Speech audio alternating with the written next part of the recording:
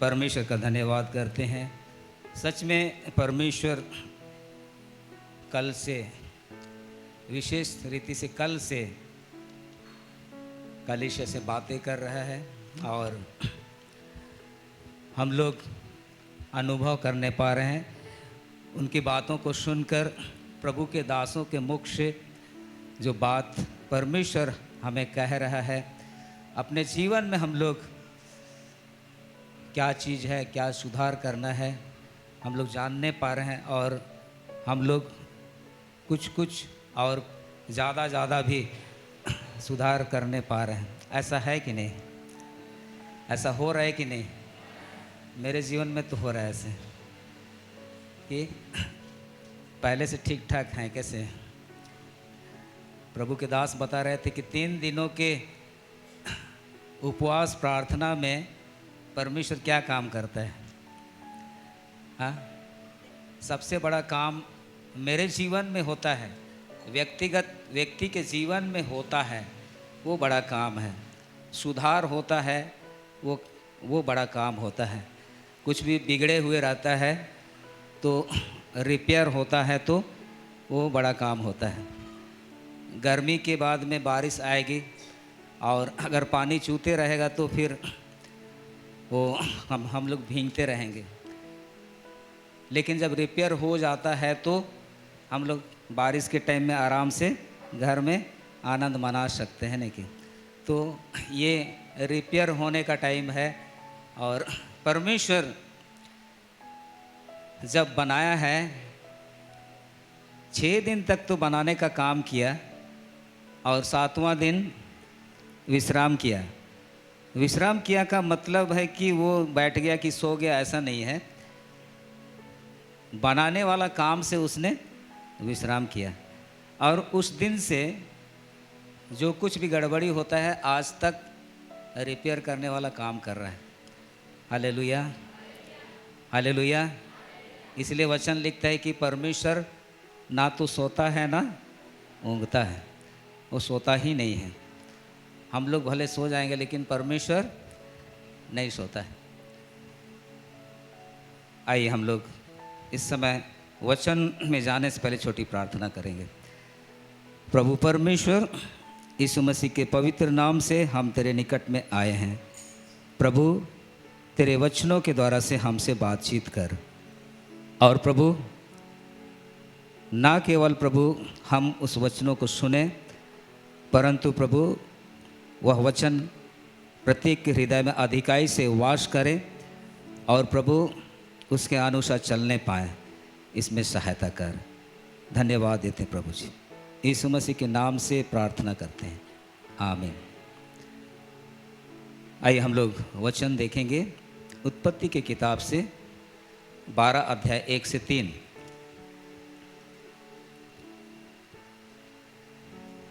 उत्पत्ति 12 1 से 3 पढ़ेंगे। यहोवा ने अब्राहम से कहा, अपने देश और अपने कुटुंबियों और अपने पिता के घर को छोड़कर उस देश में चला जा जो मैं तुझे दिखाऊंगा, और मैं तुझसे एक बड़ी जाति बनाऊंगा और तुझे आशीष दूंगा और तेरा नाम महान करूंगा और तू आशीष का मूल होगा। जो तुझे आशीर्वाद दे उन्हीं में आशीष दूंगा और जो तुझे कोसे उसे मैं शाप दूंगा, और भूमंडल के सारे कुल तेरे द्वारा आशीष पाएंगे। यहाँ पर यहोवा अब्राहम नाम का व्यक्ति को बुलाता है और जब बुलाता है तो कुछ कहता है जो उसको मानना या ना मानना उसके ऊपर में है। अपने देश और अपने कुटुंबियों और अपने पिता के घर को छोड़कर उस देश में चला जाओ जो मैं तुझे दिखाऊंगा। कुटुंब लोगों को और अपने पिता के घर को छोड़कर जाने के लिए कहता है। और उसके आगे जब देखते हैं तो परमेश्वर जो करना चाहता है उस बात को लिखा है। एक में लिखता है अब्राहम को क्या करना वो बात, और 2 से आगे परमेश्वर जो करेगा उसको लिखता है। कुटुंबियों और पिता के घर को छोड़कर। तो अभी कुटुंबी मतलब उसके चाचा लोग और कोई लोग होंगे, और पिता के घर को अगर इसके ऊपर में हम पढ़ेंगे तो अब्राम जब परमेश्वर की बात को सुना तो पिता को नहीं छोड़ा, पिता को भी साथ में लेके गया, है ना। और पिता को वो किसी रीति से नहीं छोड़ा था। ऐसा नहीं है कि पिता के घर को छोड़ दिया तो पिता को छोड़ दिया, ऐसा नहीं है। इसका मतलब है कि परमेश्वर जब बोलता है तो वहाँ समझने वाली बात है किसको छोड़ना है और किस मकसद से परमेश्वर कहता है।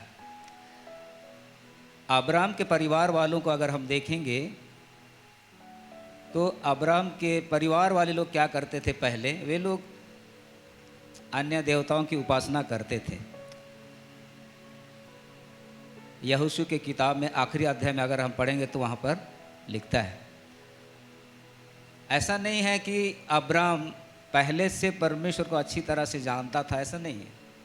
वो नहीं जानता था परमेश्वर को, लेकिन अब्राम ने परमेश्वर की आवाज़ को सुना और वो यहाँ देखिए 4 में लिखता है, यहोवा के इस वचन के अनुसार अब्राम चला और लूत भी उसके संग चला। और जब अब्राम हारान देश से निकला उस समय वह 75 वर्ष का था। सोचिए परमेश्वर एक व्यक्ति को कितना उम्र में बुलाया? 75। और परमेश्वर के हिसाब से अगर हम देखेंगे तो उस समय मनुष्यों को परमेश्वर कितना उम्र तक का आशीष दिया था जीने के लिए? हाँ, कितना उम्र तक? 120। मतलब अगला कितना साल तक वो जी सकता है? 25 और 20, 45 साल तक वो परमेश्वर के हिसाब से जी सकता है। 120 वर्ष तक का जीवन दिया तो 75 हो गया, तो 45 साल आगे उसको जीना है। और फिर हम देखते हैं अब्राम परमेश्वर की बात को सुनकर पीछे चला।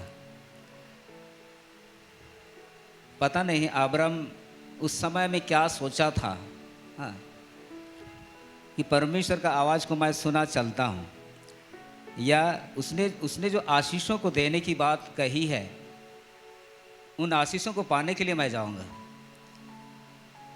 2 बात है, परमेश्वर जो मुझको कहा उसके पीछे चलने के लिए, हाँ, जो देश ले जाने के लिए बात को कही है उस बात को मैं पूरा करने के लिए जाऊंगा, या तो आशीष जो बोला है उसको पाने के लिए। आशीष तो यहाँ बहुत अच्छा आशीष दिया है। क्या आशीष है? पहला, मैं तुझसे एक बड़ी जाति बनाऊंगा। बड़ी जाति बोलने से अगर हम समझेंगे तो क्या है? महान देश, ग्रेट नेशन। और फिर दूसरा है, तुझे आशीष दूंगा।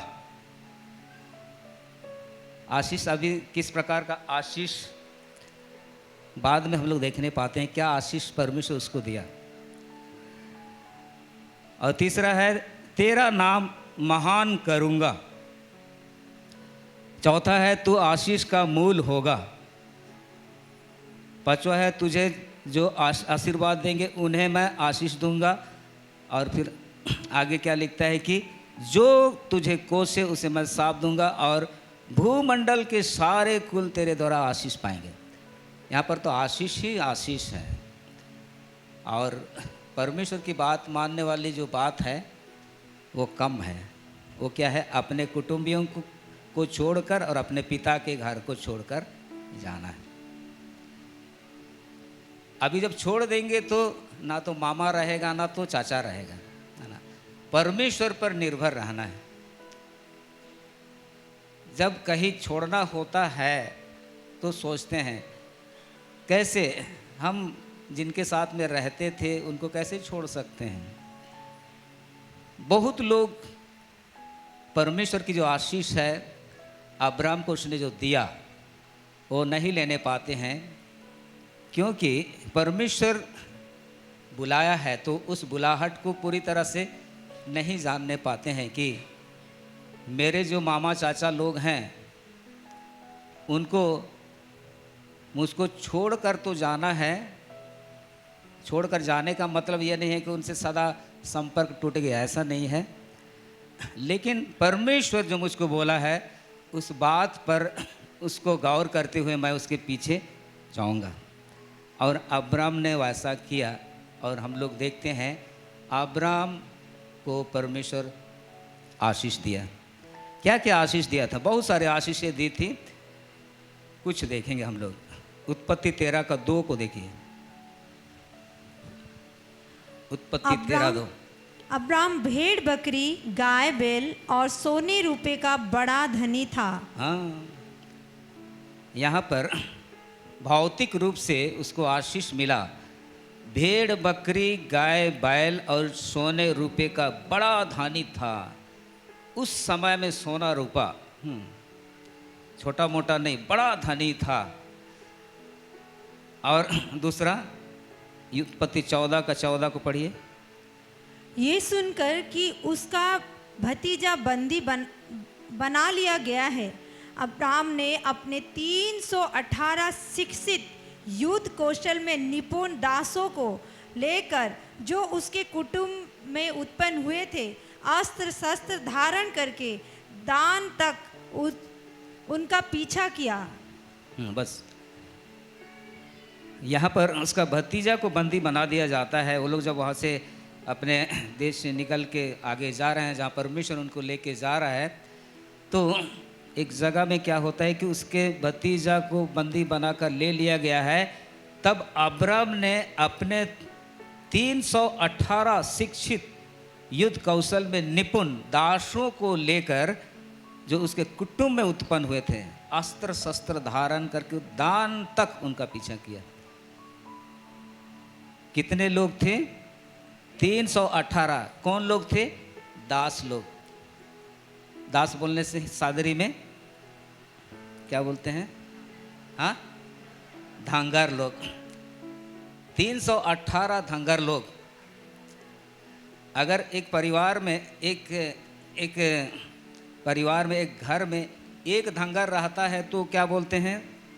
जो लोग गांव में रहते हैं वो लोग जानते हैं। मैं गांव में था इसलिए मुझको मालूम है। हमारे गांव में एक घर में कुछ घर में एक धंगर रहते थे, तो बोलते थे कि इनके घर में खाने के लिए है। और 2 धंगर रहते थे तो इनके पास ज़्यादा खाने को है। और 3-4 धंगर वाले लोग परिवार भी थे हमारे गांव में, तो उनको क्या बोलते थे? ये लोग गांझू हैं, गांझू हैं। अभी 318 दास लोग थे अब्राम के पास। जब निकला था तो कुछ नहीं था तो, और वे भी कैसे थे? शिक्षित, हाँ, और युद्ध कौशल में निपुण, लड़ाई करने में निपुण, उनको ट्रेनिंग दिया गया था। अस्त्र शास्त्र का उनको ज्ञान था। ऐसे दास लोग, धंगर लोग उनके थे अब्राम के। तो आप सोच सकते हैं अब्राम को परमेश्वर ने कितना आशीष दिया। Hallelujah, hallelujah. हम इससे क्या सीखते हैं? मैं तो ये सीखता हूँ कि परमेश्वर ने मुझको भी बुलाया है, हम सबको बुलाया है। और अगर आप परमेश्वर का सही रिस्पॉन्स करके जाएंगे तो अब्राम का आशीष को भी आप लोग लेने पाएंगे। Hallelujah, hallelujah. तो आगे फिर परमेश्वर अब्राम से और भी कुछ कराता है। 15 अध्याय में, उसके पहले अगर हम देखेंगे तो परमेश्वर जब उसको आशीष देना शुरू करता है तो अपने तरफ से ही उसने वेदी बनाया। अब्राम ने वेदी बनाया। लेकिन 15 अध्याय में जब हम देखते हैं तो यहाँ पर परमेश्वर कहता है वेदी बनाने के लिए। इसको पढ़ेंगे हम लोग 9 अध्याय 15 का 9, उत्पत्ति 15 का 9। यहोवा ने उससे कहा, मेरे लिए 3 बरस की एक कलोर और 3 बरस की एक बकरी और 3 बरस का एक मेढ़ा और एक पिंडुक और कबूतर का एक बच्चा ले। हाँ, इन सबों को लेकर उसने बीच से 2 टुकड़े कर दिया और टुकड़ों को आमने सामने रखा, पर चिड़ियों के उसने टुकड़े नहीं किए। क्या क्या लाने के लिए कहा यहाँ? 3 वर्ष का कलोर, 3 वर्ष की एक बकरी, 3 वर्ष का एक मेढ़ा और एक पिंडुक और कबूतर। तो यहाँ वेदी पर लेकर आने के लिए कहा। फिर 17 में भी हम लोग देखते हैं, ये मतलब परमेश्वर अब्राहम को आशीष दिया, उसके बाद में हाँ ये करने के लिए कहा। फिर और क्या करने के लिए कहा? 17 का 1 को पढ़ेंगे। जब अब्राम 99 वर्ष का हो गया तब यहोवा ने उसको दर्शन देकर कहा, मैं सर्वशक्तिमान ईश्वर हूँ, मेरी उपस्थिति में चल और सिद्ध होता जा। हाँ, मैं सर्वशक्तिमान ईश्वर हूँ, मेरी उपस्थिति में चल और सिद्ध होता जा। ये है परमेश्वर का अल्टीमेट पर्पस अब्राहम को बुलाने का। और एक व्यक्ति को जब बुलाता है तो परमेश्वर का यही उद्देश्य है कि वह सिद्ध बने, हम सिद्ध बने। और तब इसी अध्याय में हम लोग देखने पाते हैं उसने कुछ आदेश को दिया, और वो तो था कि पुरुषों का खतना के विषय में पुराने नियम में हम देखते हैं और नए नियम में भी थोड़ा दिया गया है। लेकिन उस समय में पुरुषों का शारीरिक खतना होता था। और अगर उसी को हम देखेंगे तो कुलुसियों के पत्री वचन में 2:10 में उसमें हम देखते हैं मसीह का खतना, जिसमें शारीरिक देह को उतार दिया जाता है। कुलुसी 2:10 को पढ़िए।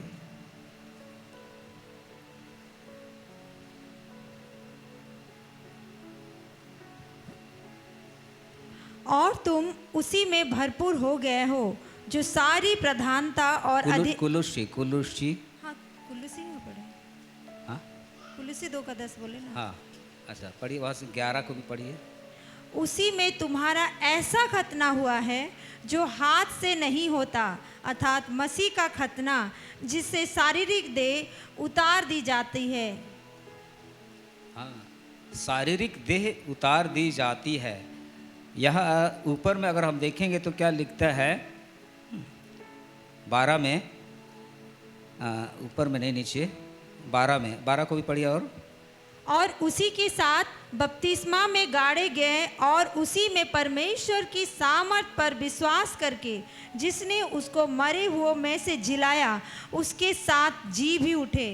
अब्राहम के समय में शारीरिक खतना हुआ, लेकिन यीशु मसीह के आने के बाद शारीरिक खतना होता था, लेकिन बाद में वो बंद हुआ, क्योंकि शारीरिक खतना का कुछ लाभ नहीं होता है। कौन सा खतना होना चाहिए? मसीह का खतना, या तो मन और हृदय का खतना। और यहाँ लिखा है उसी के साथ बपतिस्मा में गाड़े गए। बपतिस्मा में जब गाड़े जाते हैं वही है मसीह का खतना, जिसमें शारीरिक देह उतार दिया जाता है। और पानी में जब गाड़ा जाता है तो वो पुराना मनुष्यत्व को गाड़ा जाता है। तो इसी को कहता है मसीह का खतना। अब्राहम के समय में जो शुरुआत हुआ था शारीरिक खतना, फिर अगर और हम आगे जाते जाएंगे तो परमेश्वर ने अपने लोगों को मन का खतना कराने के लिए कहा था। फिर आगे जाएंगे तो आत्मा का खतना हम लोग देखते हैं भविष्यद्वक्ताओं की किताब में कि मैं तुम्हारे अंदर में अपना आत्मा को दूंगा और तब तुम मेरे वचनों को मानने पाओगे, पालन करने पाओगे। तो ऐसे करके आखिर में मसीह का खतना, मसीह जब आया तो, यीशु मसीह जब आया तो उसने सब कुछ को पूरा किया, काम पूरा किया। और उसने जो विधि को किया वो था बपतिस्मा, एक विधि, वो बपतिस्मा। इसलिए उसका जी उठने के बाद में भी अपने चेलों को कहा तुम सुसमाचार प्रचार करो, और बपतिस्मा दो कह के कहा, पिता पुत्र और पवित्र आत्मा के नाम से बपतिस्मा दो। तो बपतिस्मा में जो पुराना मनुष्यत्व है उसको उतार दिया जाता है और उसको पानी में गाड़ते हैं और फिर नया मनुष्यत्व जी उठता है। अब्राहम के समय में परमेश्वर ने जो आज्ञा दिया था शारीरिक खतना, और शारीरिक खतना के विषय में कहता है कि अगर किसी का खतना नहीं हुआ है तो वह मार डाला जाए। ऐसा उसने ऐसा नियम को बनाया था। और जितने पुरुष थे अब्राहम के समय में उसके घर में, और अब्राहम का सबका खतना हुआ। तो ये परमेश्वर ने उस समय में कहा था, लेकिन अब वो शारीरिक खतना नहीं है और वह है मसीह का खतना। लेकिन यहाँ 17 अध्याय में हम देखते हैं क्या कहता है, एक में, मैं सर्वशक्तिमान ईश्वर हूँ, मेरी उपस्थिति में चल और सिद्ध होता जा। इसके बाद में फिर परमेश्वर अपने वायदे के अनुसार अब्राहम को एक संतान देता है, बेटा देता है। और बेटा देता है तो परमेश्वर कहता है कि उसको बलिदान कर। और इतना तक वो आज्ञाकारी होता है अब्राहम कि उसको बलिदान करने के लिए भी रेडी हो जाता है। एक ही बेटा, उसको भी बलिदान करने के लिए रेडी होता है। इसका मतलब है कि वो सब कुछ अपने आप को समर्पित कर चुका था। परमेश्वर को वो जान गया था और वो समर्पित हो चुका था।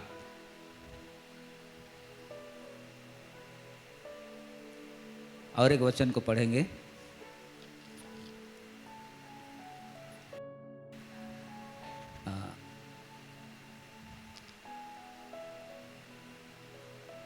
यहाँ पर व्यवस्था विवरण 18 का 13, व्यवस्था विवरण 18 का 13। तू अपने परमेश्वर यहोवा के सम्मुख शीत बना रहना। हाँ, अब्राहम को कहा मेरी उपस्थिति में चल और सिद्ध होता जा। और यहाँ पर इस्राएली लोगों को कहता है तू अपने परमेश्वर यहोवा के सम्मुख सिद्ध बना रहना। तो अलग अलग समय में परमेश्वर ने उनकी स्थिति को देखकर बताया था। तो यहाँ पर क्या था उनके मध्य में, जो परमेश्वर उनको कहा कि अपने परमेश्वर यहोवा के सम्मुख सिद्ध बना रहना। यहाँ 9 से आगे जब पढ़ते हैं, 18 का 9 से, तब हम देखने पाते हैं। पढ़ेंगे, जब तू उस देश में पहुँचे जो तेरा परमेश्वर यहोवा तुझे देता है, तब वहाँ की जातियों के अनुसार घिनौना काम करना ना सीखना। घिनौना काम करना ना सीखना। जब तू वहाँ अपने देश को छोड़कर वहाँ जा रहा है तो घिनौना काम करना ना सीखना। वहाँ के लोग वैसा काम करते हैं जहाँ पर मैं तुझको लेकर जा रहा हूँ। तू उन लोगों के जैसा घिनौना काम नहीं करना। फिर आगे, तुझ में कोई ऐसा ना हो जो अपने बेटे या बेटी को आग में होम करके चढ़ाने वाला, या भाभी कहने वाला, या शुभ अशुभ मुहूर्तों का मानने वाला, या टोना, या तांत्रिक, या बाजीगर, या ओझों से पूछने वाला, या भूत साधने वाला, या भूतों का जगाने वाला हो। हाँ? तुझ में कोई ऐसा ना हो, कोई भी ऐसा ना हो जो अपने बेटे या बेटी को आग में होम करके चढ़ाने वाला हो। आग में होम करके चढ़ाने वाला तुम में से कोई ना हो। मैं जब पढ़ रहा था तो ऐसे भी होता है कि अपने बच्चों को आग में होम करके चढ़ाते हैं। सच में एक जगह ऐसे हुआ, हम लोग प्रार्थना करने के लिए गए थे तो उस घर में बीमार होते थे। एक जन बीमार हो रहा है, वो ठीक हो जाएगा, दूसरा बीमार होगा, और दूसरा बीमार जैसे ठीक हुआ तीसरा होगा, ऐसे बीमार होते थे। तो उनको हम लोग पूछे कि क्या करते थे आपको पुरखा लोग, तो वो लोग बताने लगे कि कुछ तो नहीं किए हैं, सब तो ठीक ठाक है।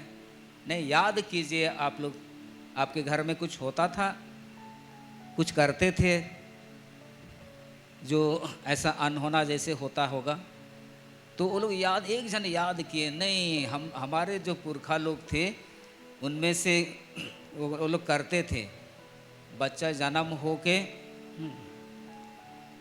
उसको बलिदान करते थे। बलिदान कैसे करते थे? हाँ, खाना बनाने वाला कोठरी में चूल्हा के पास में उसको सुलाते थे और फिर उसको नमक चटवाते थे। अभी बच्चा को नमक चटवाएंगे तो क्या होगा? हाँ, अंदर जाएगा तो नमक तो क्या होगा? अंदर का जो पोटा है वो क्या होगा? हाँ, फट जाएगा।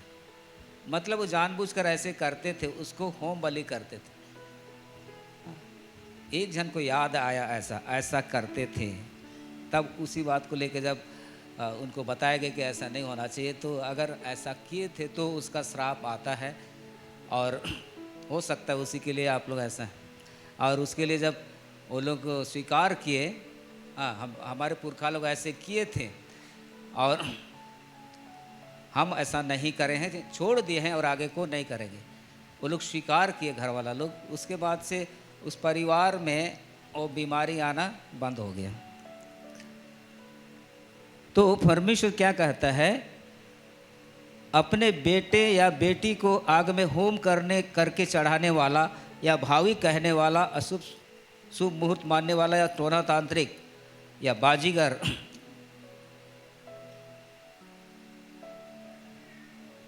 और ओझों से पूछने वाला। बाजीगर का मतलब क्या है? आकर्षित करते हैं, कुछ चीज़ से आकर्षित करते हैं। बहुत लोग उसमें विश्वास करते हैं। हाँ, हिप्नोटिज्म इंग्लिश में बोलते हैं। कुछ चीज़ से आकर्षित किया जाता है। तो जैसे कि गांव सब में क्या होता है, लड़का अगर लड़की को पसंद कर लिया तो लड़का कुछ ऐसे करता है तो हिप्नोटिज्म करता है। मैं सुना हूँ और मैं देखा प्रैक्टिकल में भी कुछ लोग करते थे तो ऐसे हुआ है। तो ये सब करते हैं वहाँ के लोग, जहाँ अब्राहम को और उनके लोग, बाद के लोग जो थे, तो वहाँ पर के लोग करते थे ऐसा। और परमेश्वर की दृष्टि में ये सब घिनौना काम था। तो ये सब नहीं होना चाहिए कहता है। क्या लिखता है? जितने ऐसे ऐसे काम करते हैं वे सब यहोवा के सम्मुख घृणित हैं, और इन्हीं घृणित कामों के कारण तेरा परमेश्वर यहोवा उनको तेरे सामने से निकालने पर है, वहाँ से निकालने पर है। और तुम लोग जाओगे, और तुम लोग पहले अन्य देवताओं की उपासना करते थे, लेकिन तब तक अब्राहम जान गया परमेश्वर को, और फिर परमेश्वर की बात को सीखते हुए वो आगे गया। और उसके बाद के वंश के लोगों को ये बात यहाँ पर बताया गया है कि वहाँ पर जो लोग हैं उनके जैसा तुमको जीवन नहीं बिताना है, लेकिन तुमको क्या करना है? परमेश्वर के सम्मुख में सिद्ध बने रहना है। Hallelujah, hallelujah. फिर पढ़ेंगे व्यवस्था विवरण 25 का 15 को।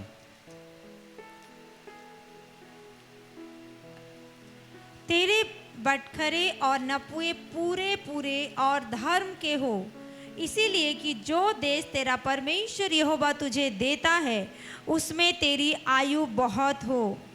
हाँ, बटखरे और नपुए पूरे पूरे और धर्म के हों। मतलब लेन देन वाली बात को कहता है यहाँ पर। बटखरा तौल के देते हैं बटखरे में।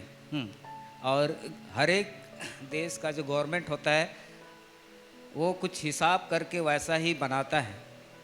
5 केजी, 2 केजी, 1 केजी, आधा केजी का बटखरा, और उसमें कुछ कुछ उसमें लटकाया जाता है। और अगर उस लटकाया जाता है उसको निकाल दिया जाए तो थोड़ा उसका वजन कम हो जाता है। तो अपने लोगों को परमेश्वर कहता है कि तेरे बटखरे और नपुए पूरे पूरे और धर्म के हों। धर्म के हो मतलब सिद्ध होना है, इसलिए कि जो देश तेरा परमेश्वर तुझे देता है उसमें तेरी आयु बहुत हो। इस पर भी निर्भर करता है। हमारा आयु अधिक होने वाली जो बात है वो निर्भर करता है कि हमारा बटखरा और नपुआ कैसा है, हम किस प्रकार का लेन देन करते हैं। जहाँ पर लेन देन होना चाहिए तो सही बटखरा में करना है, सही नपुआ में करना है। Hallelujah, hallelujah. फिर हम लोग पढ़ेंगे व्यवस्था विवरण 32 का 4 को।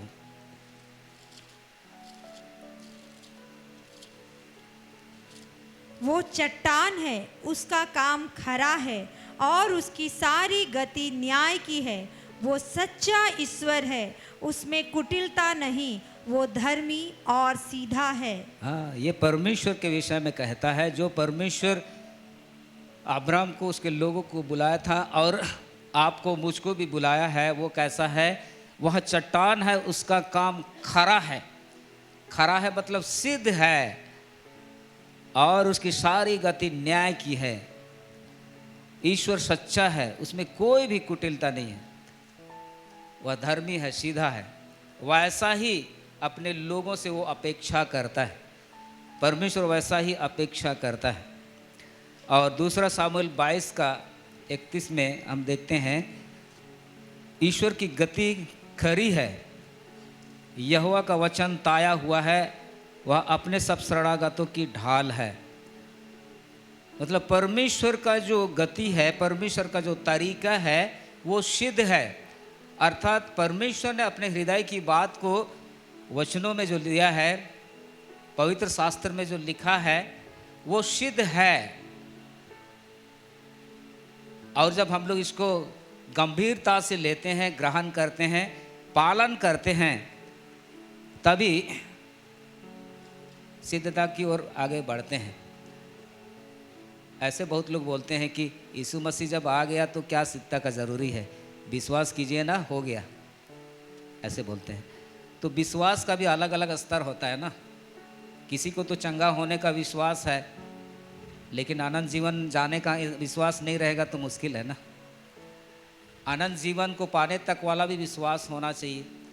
बहुत लोग चंगाई पा के चले जाते हैं वापस, वे तो अनंत जीवन से तो वंचित हो जाएंगे। तो विश्वास है, ठीक है, लेकिन और आगे तक बढ़ने के लिए उस प्रकार का विश्वास होना चाहिए। और विश्वास जब करते हैं तो आज्ञा पालन होता है, अनुशासन में रहने वाली बात होती है। Hallelujah, hallelujah. फिर हम लोग देखेंगे दूसरा इतिहास 16 का 9 को।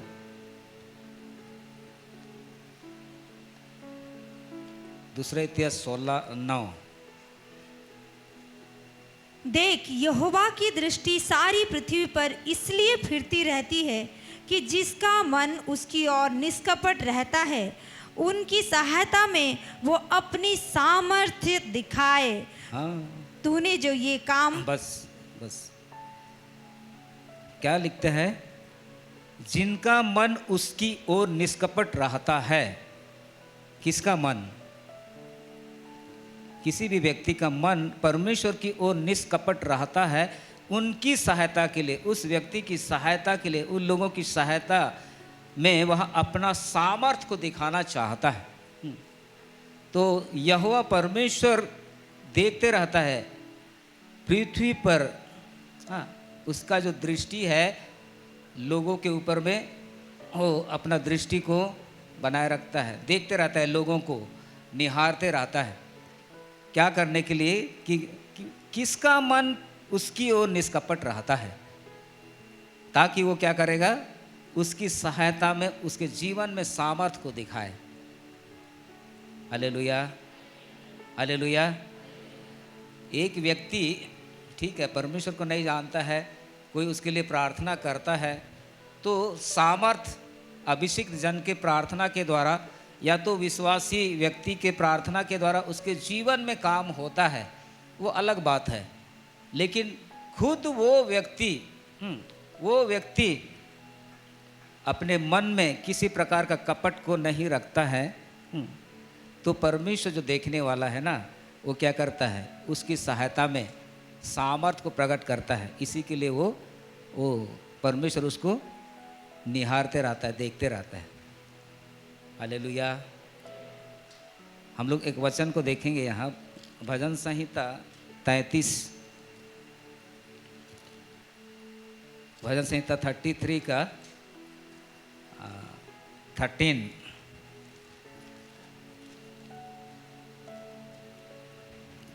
तैतीस का 13। यहोवा स्वर्ग से दृष्टि करता है, वो सब मनुष्यों को निहारता है। हाँ, यहाँ पर एक प्रकार से परमेश्वर यहोवा निहारता है, स्वर्ग से दृष्टि करता है, वह सब मनुष्यों को निहारता है, सबको देखता है। कौन क्या करता है, कौन क्या कर रहा है, अंधेरे में, अकेले में या भीड़ में या कहीं पर भी क्या कर रहा है, परमेश्वर देखता है। यहाँ परमेश्वर का जो देखना है ये अलग प्रकार का परमेश्वर का देखना है। और नीचे देखेंगे कि परमेश्वर और किस प्रकार देखता है। 33 का 18 को देखिए, 18 और 19। देखो, यहोवा की दृष्टि उसके डरवैयों पर और उन पर जो उसकी करुणा की आशा रखते हैं बनी रहती है, कि वो उनके प्राण को मृत्यु से बचाए और अकाल के समय उनको जीवित रखे। हालेलुया। तो यहाँ पर 18 में परमेश्वर का मनुष्यों को देखने वाला अलग तरीका है। यहोवा की दृष्टि उसके डरवैयों पर, डरवैयों का मतलब है जो परमेश्वर का भय मानते हैं, परमेश्वर से जो डरते हैं, उनके प्रति परमेश्वर की दृष्टि कैसी है। यहाँ दो बात, वो व्यक्ति क्या करता है, परमेश्वर से डरता है और परमेश्वर की करुणा की आशा रखता है। परमेश्वर के करुणा की आशा, करुणा का मतलब क्या होता है, परमेश्वर का महान प्रेम, परमेश्वर का महान प्रेम की आशा में जो रहता है और परमेश्वर से जो डरता है, उसके प्रति परमेश्वर की दृष्टि रहती है, बनी रहती है। और उसके लिए क्या करता है परमेश्वर, प्राण को मृत्यु से बचाने के लिए और अकाल के समय उनको जीवित रखे। हालेलुया। विश्वासी जीवन में हम लोग जब जीवन जीते हैं तो परीक्षा के रूप में स्थिति परिस्थितियां आती है, अलग अलग स्थितियां परिस्थितियां आती है। मैं अपने जीवन में 3 प्रकार की स्थितियां परिस्थितियां को महसूस किया हूं और वो वचनों से वो टैली करता है या तो जुमता है। पहला क्या है, कामी घटी। दूसरा क्या है, शरीर में कोई सा भी एलिमेंट या दर्द या तकलीफ। तीसरा है समस्या। इन तीनों के रूप में हमारी परीक्षा होती है। और अगर हम सोचेंगे कि मैं तो विश्वासी हूँ, प्रार्थना करने वाला हूँ, वचन पढ़ने वाला हूँ, उपवास करने वाला हूँ, मेरे शरीर में कुछ ऐसा नहीं होना चाहिए, कुछ भी बीमारी तो नहीं होना चाहिए, लेकिन अगर होगा तो क्या बोलेंगे, हो जाएगा कुछ दर्द तो क्या क्या बोलेंगे, नहीं होना चाहिए। लेकिन अगर होता है 1 महीना के लिए हो गया तो क्या करेंगे, क्या बोलेंगे। परमेश्वर के प्रति हमारा जो मन कैसा रहेगा। शुरू में तो ऐसे लगता है कि नहीं, चंगा नहीं कर रहा है, चंगा कर दो प्रभु, दूसरी बात क्या करेंगे कि अपनी गलतियों को देखेंगे, क्या कारण से मैं बीमारी में हूँ। फिर तीसरी बात क्या है, वो परमेश्वर ने ही इस बीमारी को मेरे शरीर में दिया है और इससे मुझको सीखना है। एक बार मुझको ऐसे सिर में दर्द हुआ, सिर में दर्द हुआ तो ये कैसा वाला दर्द, असल में एक बहन थी, उसके लिए प्रार्थना जब कर रहे थे तो वो बोलती है कि सिर में दर्द हो रहा है, बाद में बोलती है कि गले में दर्द हो रहा है, फिर छाती में, फिर पेट में, फिर पैर में, और जब प्रार्थना हुआ तो अब दर्द नहीं है। तो मुझे लगा कि शायद वो ऐसे झूठ बोलती होगी या किस प्रकार का दर्द है, प्रभु ये किस प्रकार का दर्द है, ऐसा भी दर्द होता है क्या। तो मैं वहाँ से जब निकला घर में तरफ आया तो गाड़ी चला रहा था, उस टाइम में मेरे को भी सिर में दर्द हुआ, भयंकर दर्द हुआ। फिर उस दर्द उतर के गले में आया, फिर छाती में, पेट में, ऐसी पैर से नीचे चला गया और चला गया वो। तब मैं समझ गया ओ परमेश्वर, वो ऐसा दर्द थोड़ी देर के लिए दिया था, 1 घंटे के लिए दिया था और वो चला गया। अगर हम सोचेंगे तो ये दर्द कैसा हुआ, पहले तो सोचेंगे कि उसका दर्द मेरे शरीर में आ गया है, वो छुटकारा पाई, मैं दर्द में हो गया। ऐसा नहीं है, वो तो चला गया, लेकिन मुझको जानने के लिए वो दिया था कि दर्द अभी तुम जानो कि दर्द कैसा होता है। फिर मैं समझता हूँ कि अगर हम लोग प्रभु पर विश्वास करते हैं तो हमारे शरीर में कुछ तकलीफ होता है तो सीखने के लिए आता है। हम लोग पस्टनेरी के साथ में बाइक में संडे के दिन में प्रार्थना करने के लिए जा रहे थे, संडे सर्विस के लिए, और हम लोग का एक्सीडेंट हो गया और फिर मैं गिरा तो मेरा ये हड्डी उखड़ गया, ये उठा नहीं पाते थे, और तब मैं उठाने का कोशिश किया तो नहीं उठा, फिर हाथ से ऐसे किया तब उठता है, फिर गिर जाता है। तब मैं समझ गया कि हड्डी टूट गया, अब सेवा का ही ख़त्म हो गया। और फिर वहाँ से और भी प्रभु के दास लोग वहाँ से लेके आए हमको, और फिर मैं ऐसे ही घर में था एक दिन, है ना, और दूसरे दिन फिर मुझको हॉस्पिटल में ले जाया गया। तब मैंने उस दिन दर्द का महसूस किया, ये हाथ में दर्द, एक दिन जो था घर में उसमें दर्द महसूस किया। और फिर हॉस्पिटल में जब लेके गए थे तो वहाँ पर डॉक्टर्स, नर्स लोग उसको क्या क्या किए और फिट किए। मुझको तो बेहोशी का दवाई दिया गया था, इसलिए कुछ पता ही नहीं चला। तो उस समय में उन लोगों ने इंजेक्शन दिया, कुछ इंजेक्शन दिया और दवाई दिया था खाने के लिए, दर्द होगा तो इसको खाना है बोल के, और भी अगर दर्द होगा तो इंजेक्शन देंगे बोल के। तो पहले तो दर्द हुआ 1 दिन का, फिर उसको बैठाए, उस टाइम में दर्द नहीं हुआ क्योंकि इंजेक्शन दिया गया था बेहोशी का। लेकिन जब होश में आया उसके बाद धीरे धीरे करके दर्द शुरू हुआ। तो फिर उस दिन भी मैंने दवाई नहीं खाया, जान के कि कितना दर्द होता है बोल के, दर्द में कैसा लगता है बोल के मैंने खाया नहीं दवा। सच में ऐसे दर्द होता है, दर्द अनुभव हुआ, पूरा शरीर को हिला देता है। तब मैं अनुभव किया कि यीशु मसीह को भी क्रूस पर चढ़ाया गया था तो कितना दर्द हुआ होगा। तो मैं सोचता हूँ कि एक्सीडेंट प्रभु होने दिया था ताकि तुम दर्द को महसूस करो। तो प्रभु को धन्यवाद दिया था उस टाइम। और बड़े मज़े की बात है कि जब ऑपरेशन हो रहा था ना तो वहाँ पर मैं अन्य भाषा में बोलने लगा। हाँ, अन्य भाषा बोलते हुए अंदर ले गए। जब अंदर लिए तो वहाँ पर वो जो नर्स थी सीगर्स फेलोशिप में आती थी, वो उसको मालूम चला कि ये अन्य भाषा में बोल रहा है। तो डॉक्टर लोग बोल रहे हैं कि क्या बोलता है, कौन सी भाषा में बोल रहा है। और अन्य भाषा बोलते बोलते इंजेक्शन दे दिए और फिर बेहोश हो गया। तब मैं तो कहाँ कहाँ चला गया है ना, कहाँ चला गया और पता ही नहीं चला कितना वो हड्डी को ठीक ठाक कर दिए, लगा दिए, बैठा दिए। लेकिन मैं कहाँ चला गया, एक जगह में चला गया और वहाँ पर इतना लाइट है, वहाँ स्टेडियम जैसा, और इतना लाइट की सुई भी गिरने से वहाँ दिखाई देगा। तो ऑपरेशन से ख़त्म हुआ। उसके बाद में जब होश में आया फिर पता चला कि मैं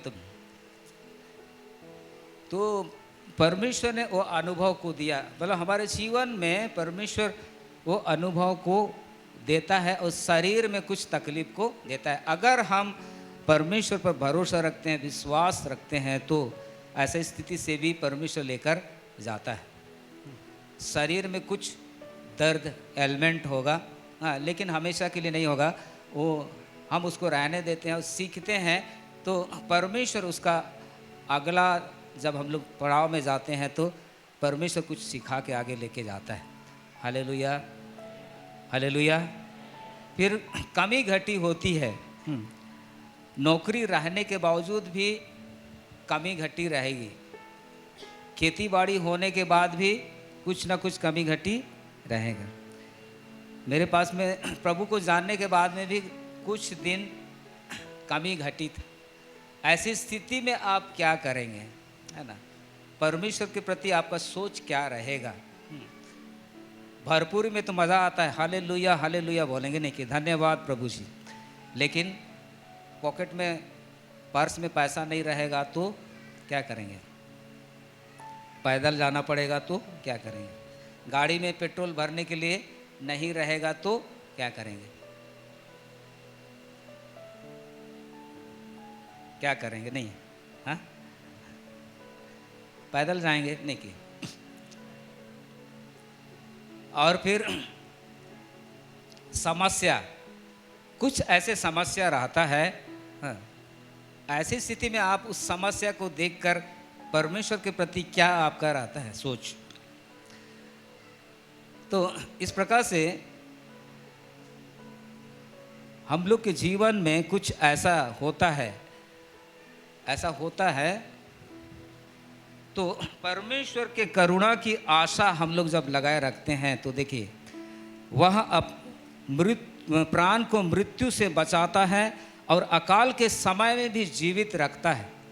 जब हम परमेश्वर का भय मानते रहते हैं और जब उसकी करुणा की आशा लगाए रहते हैं हर स्थिति परिस्थिति में, तो हमारे प्राण को मृत्यु से बचा कर रखता है और अकाल के समय में भी वो तृप्त करता है। अकाल के समय में मतलब भविष्य में अगल बगल में अकाल होगा या तो देश में अकाल होगा, लेकिन हम परमेश्वर का भय मानते हैं, परमेश्वर के करुणा की आशा रखते हैं, उसके बड़े प्रेम की आशा रखते हैं। बड़ा प्रेम का आशा रखने का मतलब क्या है? परमेश्वर सब कुछ मुझको देगा, प्रेम के कारण से परमेश्वर ही मुझको, मेरे लिए सब कुछ पूरा करने वाला है, ऐसा हमारा विश्वास रहता है। इस प्रकार का विश्वास रहता है, तब अकाल के समय में भी हमको तृप्त करेगा, जीवित रखेगा। Hallelujah, hallelujah. अय्यूब की किताब में हम लोग पढ़ते हैं कि अय्यूब खरा सीधा और परमेश्वर का भय मानने वाला और बुराई से दूर रहने वाला व्यक्ति था। फिर भी उसके जीवन में समस्या आई, इतना बड़ा समस्या, इतना बड़ा हानि। परमेश्वर के साथ में साथ साथ जीवन बिताने वाला व्यक्ति, हाँ, खरा सीधा परमेश्वर का भय मानने वाला, बुराई से दूर रहने वाला व्यक्ति के जीवन में भी समस्या आ गया। लेकिन ये अय्यूब को हम लोग देखते हैं कि उसने परमेश्वर के विरुद्ध में कुछ नहीं कहा और परमेश्वर को, परमेश्वर के विषय में कहा। उसने कहा क्या कहा कि मुझे तो निश्चय है कि इसी पृथ्वी में परमेश्वर मेरा उद्धार करने के लिए खड़ा होगा। और हम लोग देखते हैं अय्यूब को वो चंगा करता है और अय्यूब को जितना आशीष दिया था बाद में 2 गुना आशीष देता है। Hallelujah, hallelujah. हम लोग पढ़ेंगे यशायाह 26 का 3 को।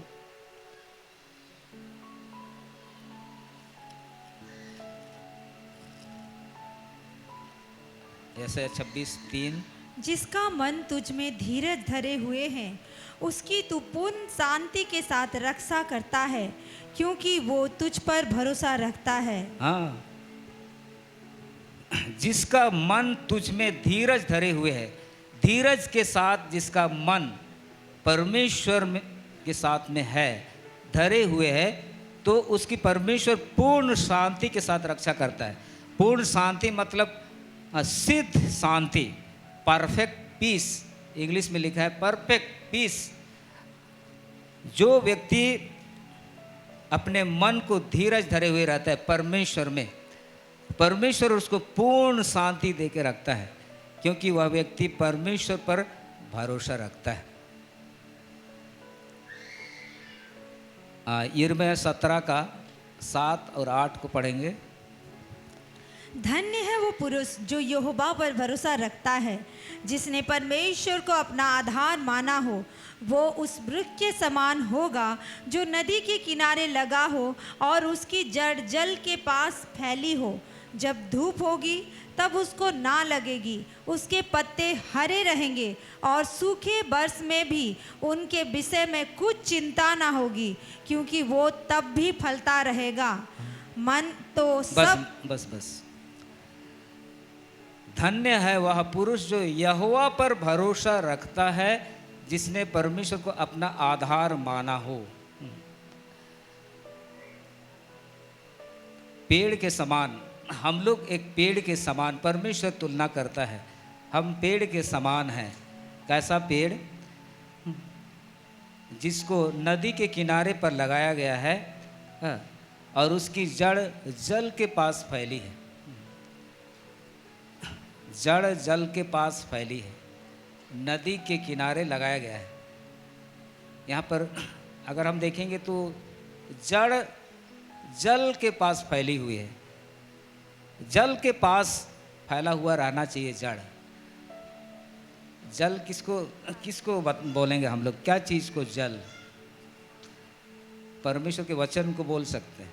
परमेश्वर का वचन से हम जब जुड़े रहते हैं, परमेश्वर के वचन से जब जुड़े रहते हैं तो उस पेड़ के समान है।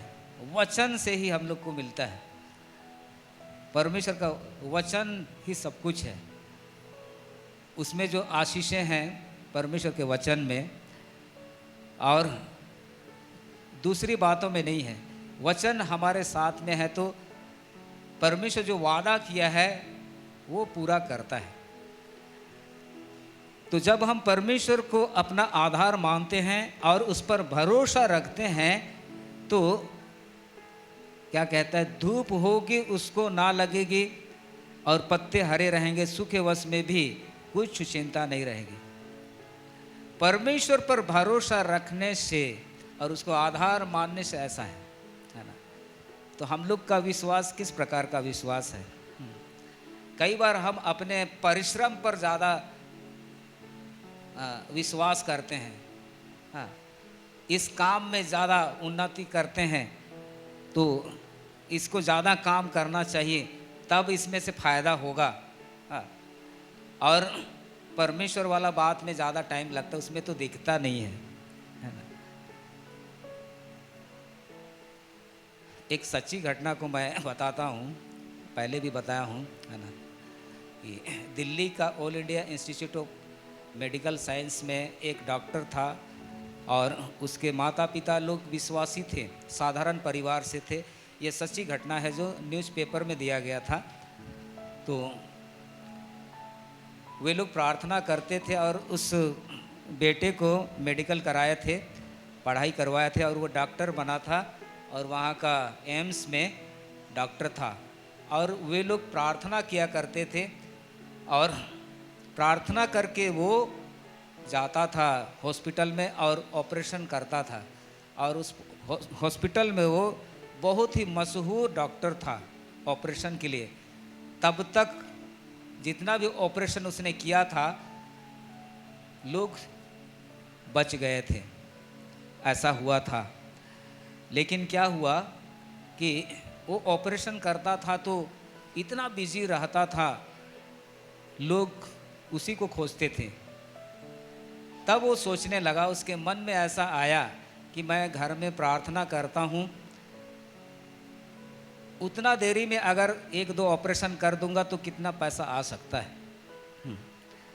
और उसके मन में वो बैठ गया और उसने प्रार्थना नहीं करके पहले वो चला जाता था और जितना देरी प्रार्थना करता था उतने में 2 ऑपरेशन। अभी सोचिए उसको कितना पैसा मिलता होगा 2 ऑपरेशन में, नहीं कि। और एक समय ऐसा आया कि वो प्रार्थना करना बंद करके सीधे ऑपरेशन के लिए चला जाता था ऑपरेशन थिएटर में। और वहाँ पर एक दिन ऐसा हुआ कि ऑपरेशन कर रहा था तो दूसरे डॉक्टर लोग उसको बोले कि एक इमरजेंसी वाला आ गया है, इसको छोड़िए, वहाँ चलिए। तब ये बोला ये तो इमरजेंसी है, यहाँ से और कितना इमरजेंसी हो सकता है। नहीं नहीं आप छोड़िए, यहाँ से इसको छोड़िए, वहाँ चलिए, वहाँ ज़्यादा इमरजेंसी है। और वहाँ पर वो गया और वहाँ पर जब वो कुछ पकड़ा था ऑपरेशन के लिए चीज़ को, वो अपना कोशिश कर रहा था। तो जब उस व्यक्ति को जिसको ऑपरेशन करना था उसको जब देखा ना तो उसके हाथ से जो ऑपरेशन का सामान था वो गिर गया। मालूम है वो व्यक्ति कौन था? कौन थी? उसकी बेटी ही थी। उसने अपनी बेटी के साथ में भी समय व्यतीत नहीं किया, उसको कभी समय ही नहीं दे पाता था। परिवार में सब मिलके समय नहीं देते थे। और उसकी बेटी का क्या हो गया, बुरी संगति में जाके पीने का आदत हो गया। और उसके पास तो पैसा बहुत आता था, उसने उसके लिए कार खरीद दिया था और वो कार चला के एक्सीडेंट में उसका हालत ख़राब हो गया था और वो उसी के सामने में दम को तोड़ दिया। तो देखिए,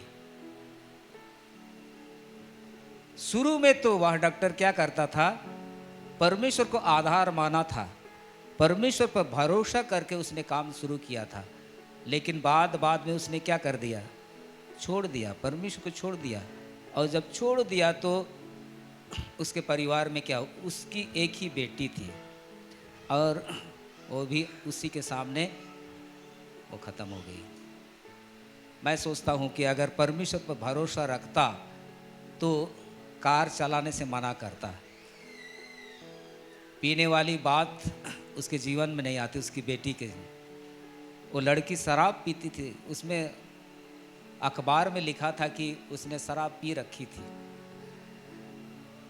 तो परमेश्वर पर जब हम लोग भरोसा रखते हैं तो निश्चय परमेश्वर क्या करता है, हमारी सुधि लेता है। Hallelujah, hallelujah.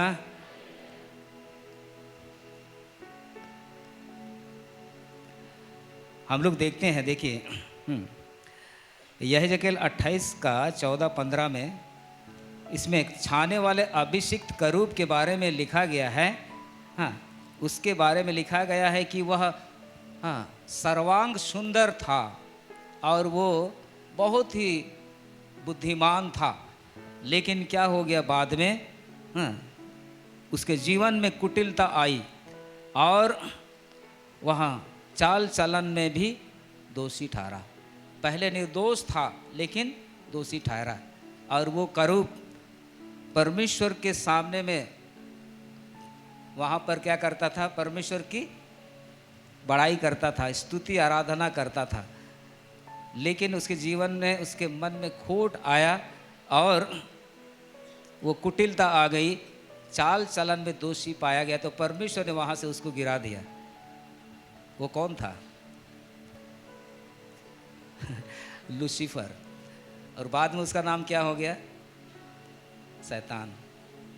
पहले वो परमेश्वर की महिमा करता था, है ना, उसके जैसा सुंदर नहीं कोई नहीं था। सर्वांग सुंदर लिखता है, मतलब परफेक्ट, इंग्लिश में लिखा है परफेक्ट, हिंदी में सर्वांग सुंदर लिखा है। इतना सुंदर था और परमेश्वर की महिमा करता था।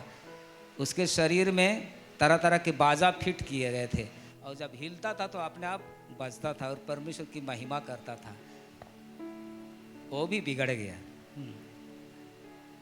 हम लोग कौन सा खेत का ढेला है, कुछ भी हो सकता है, लेकिन परमेश्वर को जानना चाहिए कि परमेश्वर चट्टान है, वो खरा है, वो सीधा है, वो धर्मी है, और वो चाहता है कि मेरे लोग भी वैसा ही रहें। Hallelujah, hallelujah, praise the Lord. तो उसमें लिखा है, देखिए, कुटिलता का मतलब होता है क्रुकेडनेस। कुटिलता उसके जीवन में आ गई। क्रुकेडनेस बोलने से मतलब एक व्यक्ति इस प्रकार का होगा ना, उसको समझाने से भी नहीं समझता है। हाँ, वो उसमें इतना ऐसा कुछ गलत करने का बात रहेगा, समझाने से भी नहीं समझेगा।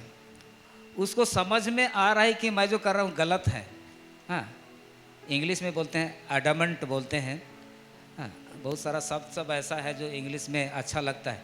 एडमंट का मतलब है कि जानते हुए भी वो उसी को करते रहेगा, गलत काम को करते रहेगा। क्रुकेडनेस मतलब वो बुरा काम ही करता रहेगा, जान रहे कि मैं बुरा काम कर रहा हूँ। तो इसी प्रकार कुटिलता आ गया उसमें। लेकिन जब हम लोग परमेश्वर को ही अपना आधार मानते हैं और परमेश्वर पर ही भरोसा रखते हैं, अपने पर नहीं लेकिन परमेश्वर पर, तो कुटिलता वाला बात से हम बच सकते हैं और फिर हम परमेश्वर के साथ में ही जुड़े रहेंगे। Hallelujah, hallelujah. और एक वचन को पढ़ेंगे, मत्ती 5:48 को।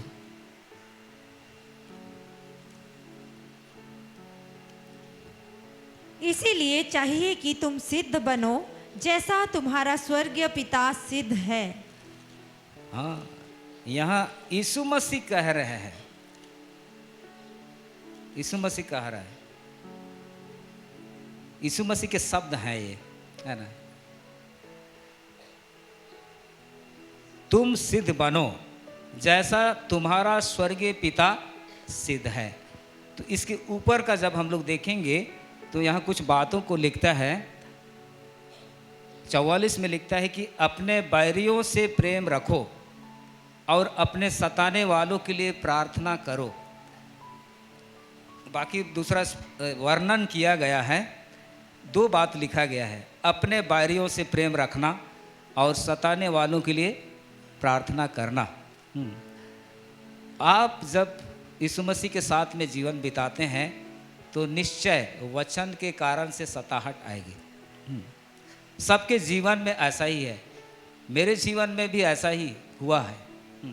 सताहट का किसी को ज़्यादा होता है, किसी को कम होता है।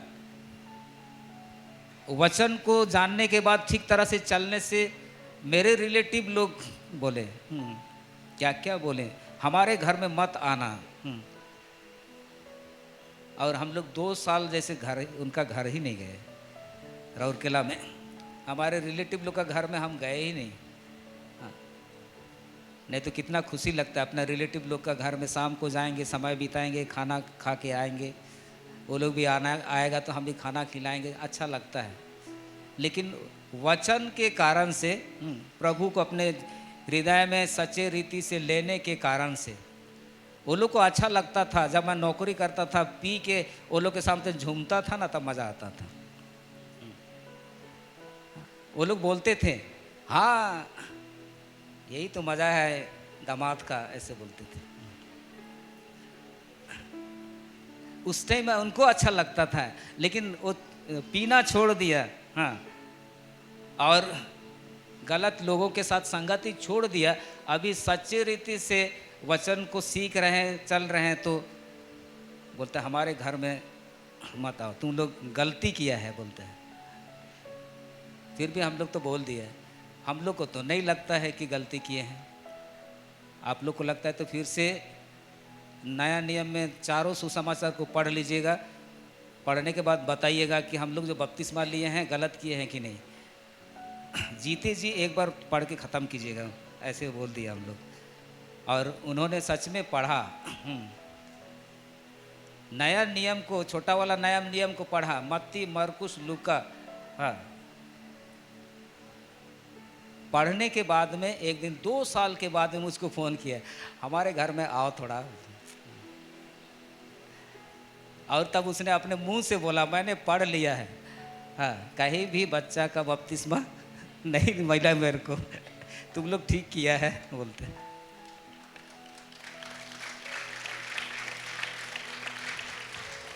वो बोले, है ना, वो बोले। फिर वहाँ पर मौका दिए, वचन बताने के लिए मौका दिए। तब वहाँ पर पादरी लोग भी आए थे, प्रचारक लोग भी, पंच लोग भी आए थे। तब तो मैं तो शुरू हो गया, नया जन्म से लेके न्याय तक सब बता दिया। मौका मिला है तो, लोहा गरम है तो मैं पीट दिया। Praise the Lord, hallelujah. तो यीशु मसीह कहा, तुम्हारा स्वर्गीय पिता जैसा सिद्ध है वैसा ही तुम भी सिद्ध बनो। तो अपने बैरियों से प्रेम रखने वाली बात को कहता है, और सताने वालों के लिए प्रार्थना। ज़्यादा टेंशन लेने का नहीं है, नहीं कि हाँ, आपको कोई सता रहा है तो उसका गुण है सताने वाला गुण, लेकिन हमको सताहट नहीं होगा।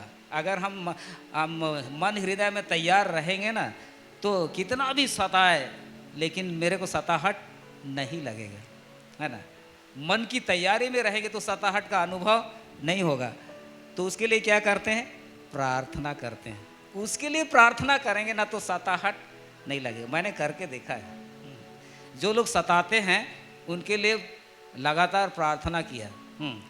किस प्रकार का प्रार्थना करेंगे? हाँ, उसको सुधार दे बोलेंगे क्या? नहीं, सुधारने के लिए नहीं बोलेंगे। क्या बोलेंगे? मेरे ऊपर में तूने अनुग्रह किया प्रभु, उस पर भी अनुग्रह कर। क्रूस का जो प्रेम है उसके जीवन में प्रकट कर, वो भी तुझको जाने। ऐसा मैं प्रार्थना करता हूँ। तो बहुत से लोगों को मैंने देखा, जो लोग मुझको सताते हैं ना, अब नहीं सताते हैं, वे लोग प्रभु को जान गए हैं। Hallelujah, hallelujah. फिर अपने बैरियों से प्रेम रखो। एक कठिन काम है, बैरी से प्रेम रखेंगे। अपना पत्नी से प्रेम रखना मुश्किल है, अपने पति से प्रेम रखना मुश्किल है। आप लोग ऐसा नहीं करते हैं, अपनी पत्नी से प्रेम रखते हैं और अपने पति से आप लोग प्रेम रखते हैं। एक दूसरे के बैरी नहीं हैं, लेकिन कुछ बैरी, यहाँ यीशु मसीह जब बोला है तो बैरियों से प्रेम, बैरियों से प्रेम, तो किसको बैरी कहेंगे? किसको बैरी कहेंगे, है ना? कौन व्यक्ति हमारा बैरी है? बैर रखना, हाँ, बैर रखना मतलब हमारा वो अच्छा चाहेगा ही नहीं, हमारा भला चाहेगा ही नहीं। जो व्यक्ति हमारा भला नहीं चाहेगा, हाँ, उससे कैसे प्रेम रख सकते हैं? यीशु मसीह ऐसे बात सिखाता है जिसको करना कठिन है नहीं। जो व्यक्ति मेरा हानि करेगा, हर बात में हानि करना खोजेगा,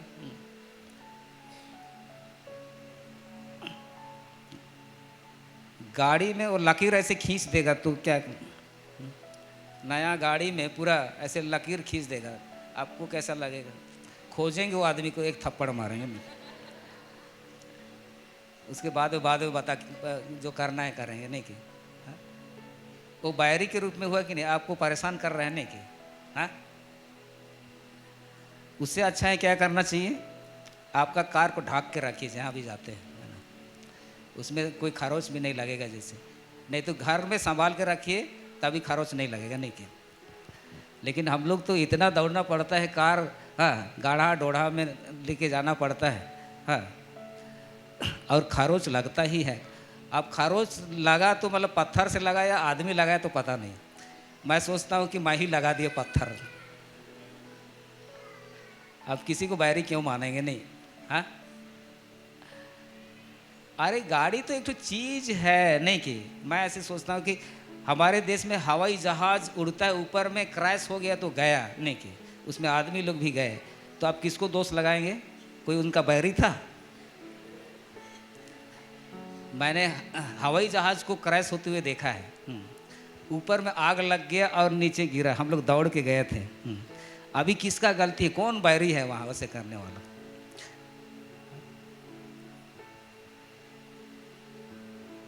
तो ऐसे हमारे जीवन में होता है। बैरी लोग हमारा हानि करते हैं। अगर आप परमेश्वर पर भरोसा रखते हैं, परमेश्वर को आधार मानते हैं, तो हानि होने से भी कोई बात नहीं, कोई बात नहीं ऐसे बोल सकते। हालेलुया। शायद परमेश्वर ने मुझको ऐसे सिखाया थोड़ा सा, इसलिए ऐसे कर सकते हैं। मैं जब मेरा कमाई का 30,000 रुपये लेके आ रहा था तो वो चोरी हो गया, और शादी होना था जनवरी में, और 20 दिसंबर को पिछला, मतलब दिसंबर को पिछला साल, बोलने से पहले शादी के पहले वाला साल चोरी हो गया। कपड़ा सब भी चोरी हो गया, कुछ भी बचा नहीं। यहाँ पर 14 रुपये था पॉकेट में। और घर आया तो घर में चुपचाप हूँ। घर वालों क्या हो गया? चोरी हो गया सब कुछ। तो बहुत लोग उसको सुने और बोले, पता नहीं ये नौकरी करता है कि नहीं, उधर कुछ नहीं करता होगा, पैसा वैसा नहीं लाया है, और क्या क्या बोलने लगे। लेकिन मैं प्रभु से बोला, हाँ, उस समय प्रभु को जानता था, प्रभु से बोला, बपतिस्मा नहीं लिया था लेकिन जानता था, क्योंकि मैं पहले ही कॉलेज टाइम में ही जान गया था उद्धार के विषय में। तो मैंने यही बोला कि मैंने गलत किया है, प्रभु क्षमा करो, लेकिन मुझको तो शादी होना है, कहीं से जुगाड़ करो बोल के। हाँ, पैसा नहीं है, कहीं से जुगाड़ करो। और जुगाड़ हो गया और शादी भी हो गई। तो अभी फिर देखिए, मैं अपनी घटना को बता रहा हूँ। अभी शादी हो गई, हाँ, आज मैं बता कर रहूँगा, आप लोग क्लियर हो जाएंगे ना।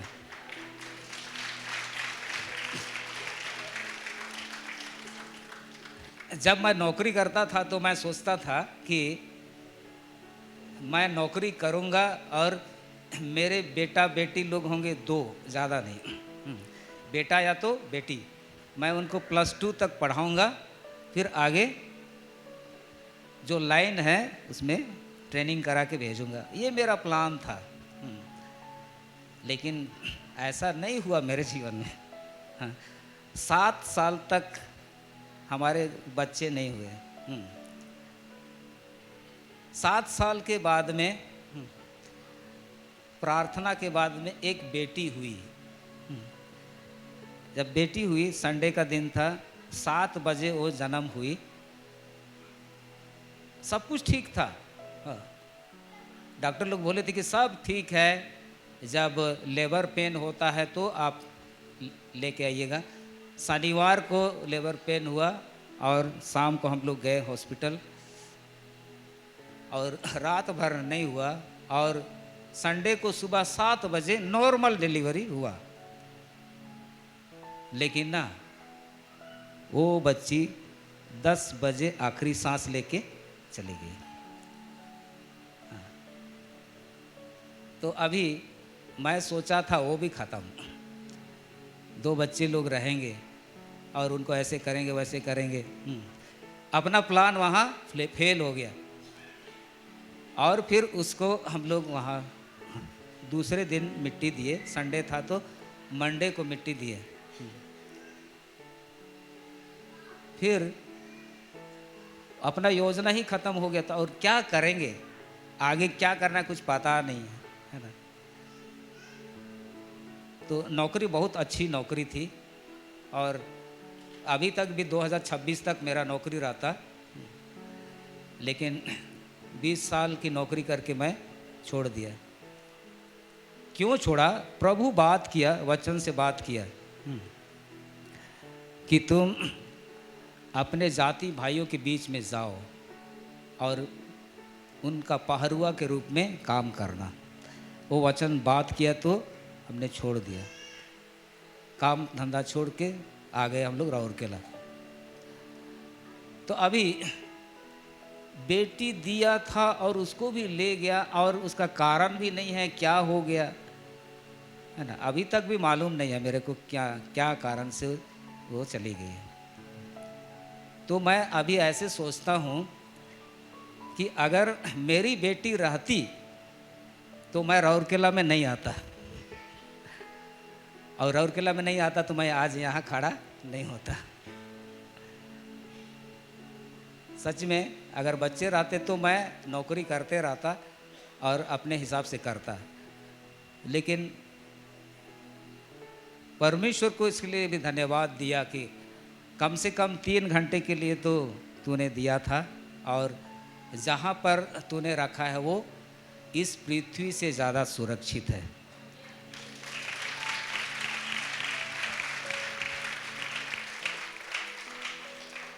हालेलुया। ऐसा सोच के मैं चलता हूँ, इसलिए चलने पाता हूँ। Praise the Lord, hallelujah. बोलो यीशु मसीह की। तब मेरे पास्टर ने हॉस्पिटल में कहा था तुम्हारी बेटी का डेथ हो गया है, डॉक्टर नर्स से झगड़ा मत करना, ऐसे बोला। तो मैं तो जाकर कुछ बोलने वाला था। उस टाइम में तो बपतिस्मा नहीं लिया था, डॉक्टर का कॉलर पकड़ता, क्या हुआ बताइए बोलते। पहले तो ठीक ठाक था बोलते थे, लेकिन पास्टर के बोलने से वो नहीं किया मैं।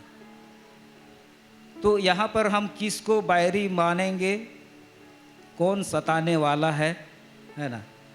जब हम जान जाते हैं ना कि परमेश्वर मेरे जीवन में ऐसा सब कर रहा है तो कोई वह बैरी नहीं है ना। परमेश्वर ऐसा स्थिति से लेके जाता है। और क्या हुआ अगर बेटी नहीं है तो क्या हुआ? अभी तो वो सुरक्षित है जहाँ पर है, और ऐसा लगता है कि वहाँ पर बड़ी हो गई है। 2000 में हुई थी, 3 जुलाई को हुई थी। तो 2000 बोलने से अभी कितना हो जाएगा? 22 साल नहीं। तो मैं सोचता हूँ कि मेरी बेटी अभी 22 साल की है और सुरक्षित है। और इसलिए मैं देखता हूँ हाँ, बेटी लोग को देखता हूँ तो मेरे को अच्छा लगता है। खासकर जो लोग मेरे कांटेक्ट में रहते हैं, मेरे बताए हुए के अनुसार अगर उनको आशीष मिलता है तो मेरे को अच्छा लगता है कि ये लोग मेरे बेटी लोग हैं। Hallelujah, hallelujah. तो बैरी अगर हम सोचेंगे जो हानि कर रहा है मेरे जीवन में, जो हानि हुआ, किसको मैं मानूंगा? बैरी हुआ है ना। तो यहाँ क्या लिखता है? बैरियों से प्रेम रखो। तो बैरियों के कारण से अगर मेरा हानि हुआ तो मेरी बेटी तो सुरक्षित है। कहाँ हानि हुआ? नहीं हुआ। वो चली गया तो मैं फ्री होके सेवा कर रहा हूँ। देखिए, नहीं तो अभी बेटी का चिंता रहता नहीं कि शादी कराएंगे, पढ़ाएंगे, लिखाएंगे। अभी जिनके बच्चे लोग हैं उनको ज़्यादा चिंता रहता है नहीं कि हाँ। लेकिन परमेश्वर आप लोगों की चिंताओं को भी ले लिया है, ज़रूर शादी हो जाएगी। आमीन, आमीन। अगर परमेश्वर को आधार मानकर रहेंगे और उस पर विश्वास करेंगे तो परमेश्वर शादी विवाह में भी आशीष करते हुए आगे लेके जाएगा। आमीन। सब प्रकार से आशीष करते हुए लेके जाएगा। परमेश्वर जैसा सिद्धता में आगे बढ़ने के लिए चाहता है, सब कुछ में वो लेके जाएगा। शादी ब्याह में भी केवल धीरज धर के रहना है और परमेश्वर को आधार मानना है, परमेश्वर पर विश्वास भरोसा रखना है। सब बातों में वो सिद्धता में लेते हुए आगे लेके जाएगा। Hallelujah, hallelujah. फिर पढ़ेंगे 2 कुरिन्थियों 13 का 11 को।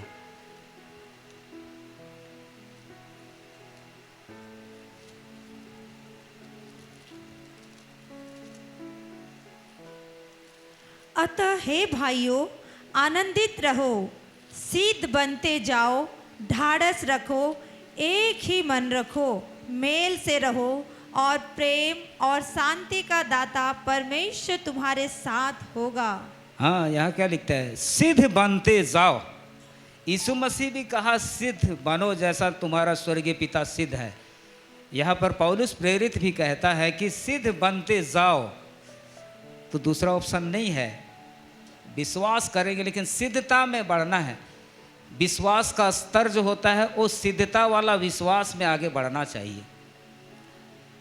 आनंदित रहो, सिद्ध बनते जाओ, ढाढ़स रखो, एक ही मन रखो, मेल से रहो, तब प्रेम और शांति का दाता परमेश्वर तुम्हारे साथ रहेगा। जो परमेश्वर प्रेम और शांति का दाता है वो कब रहेगा? जब हम आनंदित रहेंगे, सिद्ध बनते जाएंगे, ढाढ़स बांधे रहेंगे, एक ही मन में रहेंगे और मेल मिलाप से रहेंगे। इस दुनिया में किसी को भी दुश्मन नहीं मानेंगे। वो लोग कर रहे हैं तो उनका स्वभाव के कारण से करते हैं, ये उनका बिहेवियर को दर्शाता है। एक व्यक्ति अगर मेरे साथ में वैसा व्यवहार करता है, हानि करने का कोशिश करता है, तो ये उसका स्वभाव है। और स्वभाव को मनुष्य नहीं बदल सकता है, परमेश्वर ही बदल सकता है, वचन ही बदल सकता है। हम लोगों का भी कुछ कुछ ऐसा स्वभाव होता है। हमारे जान पहचान के पति पत्नी हैं, पत्नी बोलती है कि इतना बड़ा बच्चा लोग हो गया, शादी ब्याह हो गया बच्चा लोग का, लेकिन मैं आज तक पति को नहीं जान पाई। ऐसे बोलते हैं, है ना? नहीं भी जानने पाएंगे। बहुत सारा बात में कुछ लोग छुपा के रखते हैं तो नहीं जानने पाएंगे। अपने पति को भी प्रकट नहीं करेंगे या अपने पत्नी को भी पति लोग प्रकट नहीं करेंगे, कुछ बात सब।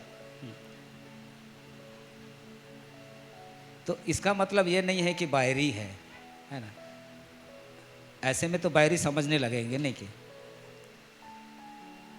और नहीं समझने के कारण से क्या होता है, उसी बात को लेके क्या होता है, अनबन होता है ना?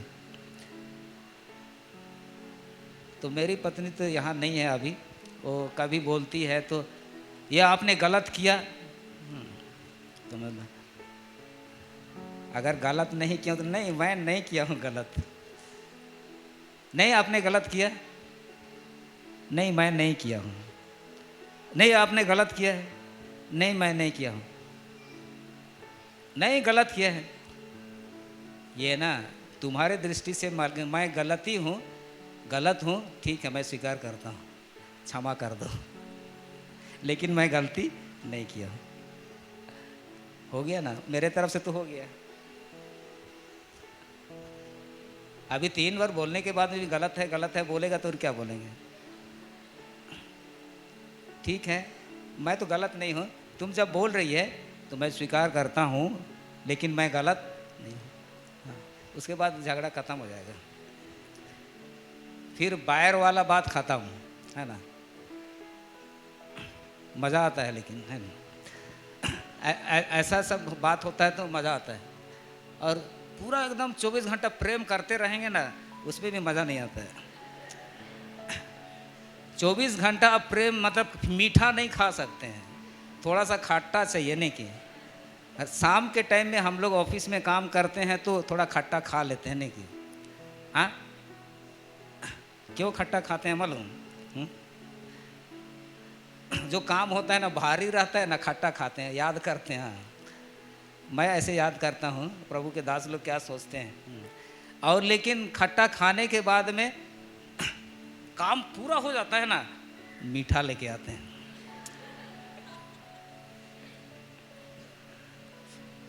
खट्टा मीठा सब चलता है।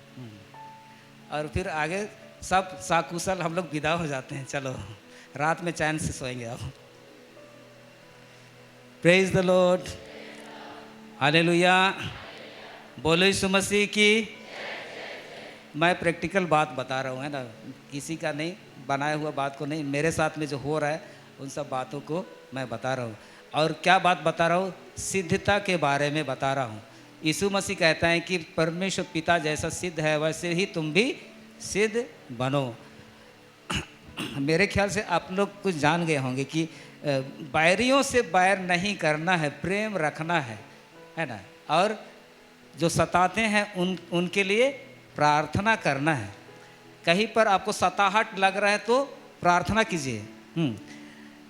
बहुत सारा ऐसे गवाही है, हमारे साथ ही हुआ है। हाँ, तो दूसरा का क्या बताएंगे ना, कुछ कुछ दूसरा का भी बता देते हैं। हाँ, सताहट मतलब परेशानी। तो क्या हुआ, हम लोग महाराष्ट्र में थे तो एक घर में प्रार्थना करते थे और इधर रोड था, ऐसे उधर घर था और रोड के उधर मंदिर था। और इसमें हम लोग प्रार्थना करते थे तो दूसरे लोग भी आते थे, चंगाई होता था। एक ही घंटा प्रार्थना, हाँ, 6 बजे से 7 बजे, 7 बजे ख़त्म। 2 गीत, छोटा सा वचन और प्रार्थना। तो आते थे लोग, चंगाई, उसी से चंगा होते हुए हम लोगों ने देखा। तो क्या हुआ कि एक स्त्री आई, कभी पहले नहीं आई थी, वो आई और प्रार्थना हो रहा है उस टाइम में, वो भी प्रार्थना करने लगी, अन्य भाषा बोलने लगी। और हम लोग देखा, अरे ये तो कभी आए नहीं है, अन्य भाषा बोल रही है। और प्रार्थना खत्म हो गया, फिर भी अन्य भाषा बोलते बोलते घर चली गई। अभी घर में उसका पति, क्या हो गया तुमको? वो अन्य भाषा ही बोल रही है। बाद में वो बोली कि नहीं, मेरा जो तकलीफ था ना उससे मैं छुटकारा पा गई। हाँ, तो वहाँ पर प्रार्थना होता है, चलिए। नहीं मैं नहीं जाऊँगा, तुम ही जाना होगा। अरे चलिए ना एक बार। तो उसने देखा कि सच में चंगी हुई है, जो बीमारी था ना उससे चंगी हो गई। तो वो एक दिन आया, हाँ, और वो भी प्रार्थना अटेंड किया तो उसको अच्छा लगा, वचन अच्छा लगा, प्रार्थना अच्छा लगा। फिर क्या बोलता है कि मैं तो मंदिर में पुजारी हूँ और अगर मेरे को भी नौकरी मिल जाएगा दूसरे जगह तो मैं पूजा काम छोड़ दूंगा। तो हम लोगों ने 2 हफ्ता जैसे उसके लिए प्रार्थना किया और उसको एक कंपनी में नौकरी मिला।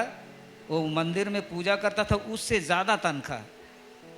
और फिर वो नौकरी ज्वाइन किया और फिर क्या किया, मंदिर में पूजा काम करना छोड़ दिया। और कौन सा मंदिर में पूजा करता था? हम लोग के बगल में जो मंदिर था ना, वही मंदिर।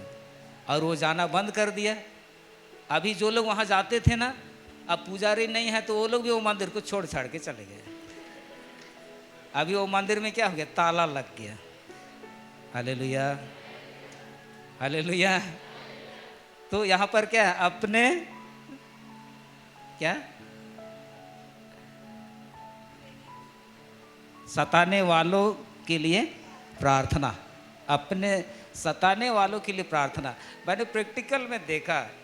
और वो व्यक्ति प्रभु को ग्रहण कर दिया तो पूजा पाठ छोड़ के आराम से नौकरी कर रहे हैं। अभी वो वचन बाइबल पढ़ने लगा और हम लोग तो फिर इधर चले आए। वो बपतिस्मा बहुत लोग ले लिए थे, ऐसे बता रहे थे। तो हम लोग, आप और हम ऐसे कर सकते हैं। हमारे विरुद्ध में जो भी है उनके लिए प्रार्थना का इतना महत्व है, प्रार्थना में इतना शक्ति है। अगर आप यीशु मसीह के प्रार्थना का स्टडी करेंगे तो पिछले दिनों में मैं पढ़ रहा था तो कितना वो प्रार्थना किया, रात रात प्रार्थना करता था। हाँ, और प्रार्थना करता था और दिन में काम करता था। तो यीशु मसीह जो बातों को सिखाया है कि बैरियों से प्रेम, सताने वालों के लिए प्रार्थना, तो हम कर सकते हैं ऐसा। वो लोग सताते हैं तो उनका स्वभाव है, वे लोग हमसे बैर रखते हैं तो उनका स्वभाव है। लेकिन हम मसीह के लोग हैं, यीशु के लोग हैं, तो हम उनके जैसे नहीं होंगे। यीशु मसीह ने जो हमें सिखाया है प्रेम रखना और प्रार्थना करना, हम उसको करेंगे। आमीन। Praise the Lord. फिर पढ़ेंगे हम लोग मत्ती 19 का 21।